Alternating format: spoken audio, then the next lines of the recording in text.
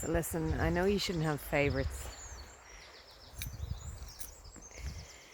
but this unassuming little green lily pad scenario is what is known as marsh marigold, and I just adore them. And I think, get out of the light, this little duder is the first one. They're just so gorgeous. They're just so gorgeous. Oh, you're so beautiful. Thank you for bringing your light.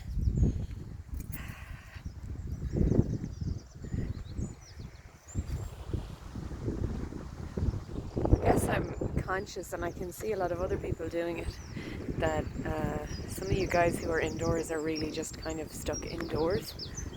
Not everybody maybe is somewhere where they can walk.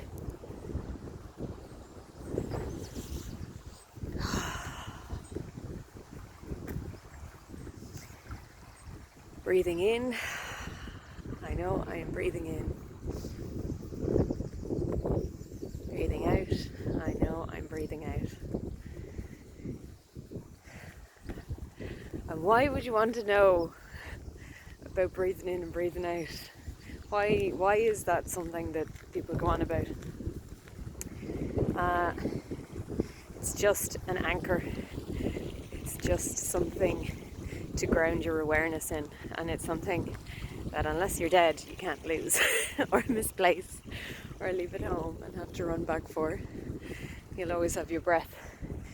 And if you've ever tried mindfulness stuff or meditation stuff and it didn't work, or you thought, oh, this isn't for me, you could be like I was when I started, and I had a lot of trauma in my body, a lot of tension in my chest, my diaphragm was very tight, and bringing my awareness to my breath didn't help at all. So this was what worked for me. Walking, being present in nature. Nature was my anchor. And what do you need the anchor for? Well, to steady the ship, like. What I mean is, when you cultivate the ability to stay in the present moment with something, be it birdsong, your footsteps, sensory input of a particular given moment. So touching the chair, feeling your weight on the chair, feeling the weight of your feet on the floor, feeling supported by the floor, feeling the softness of your clothes, feeling the temperature, hearing the sounds near and far. By bringing your attention to that, you can't really be in two places at the same time. So you can't be, wow, what's that sound? Somebody with one of those sawn-off exhausts. Sounds cool though. Yeah, rally the fuck out of it. Drive it like you stole it. Hope he didn't steal it. It's one of my favourite trees. Isn't it gorgeous? So yeah, you need the anchor, you need to come back, because you can't be in two places at the same time. So you can't be in the fictitious future or the fictitious past if you're in the gloriously real present moment. And the present moment is class, because in it, there's an airplane, the track, because in it are all of the things that are real, all of the things that are beautiful.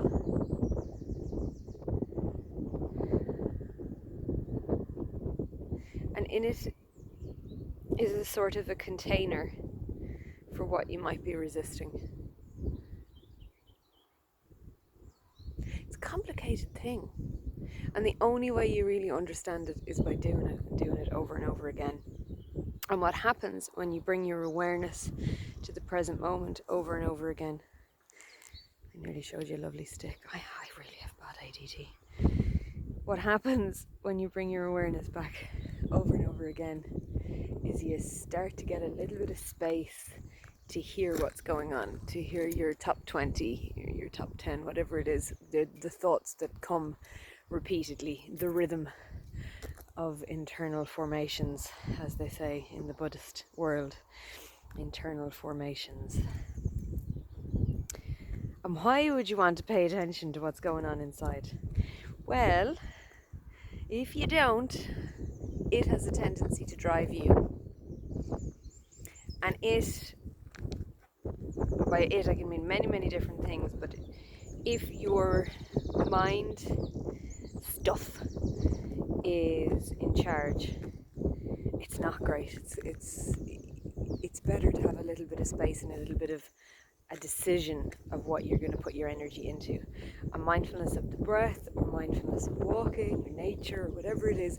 The purpose of it is to build up the capacity to see what's going on, to give you the ability to choose.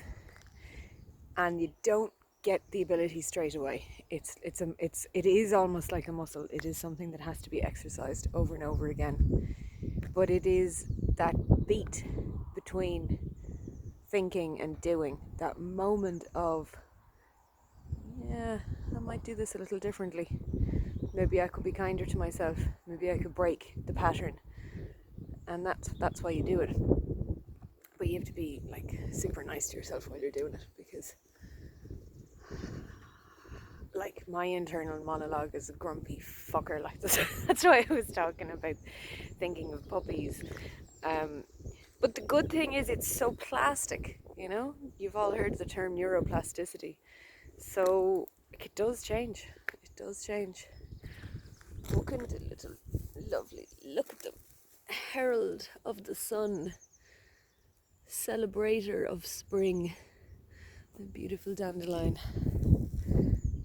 I'm going to show you the nice stick. Look at the nice stick. Isn't that a lovely stick? Oh, you could play good fetch with that stick.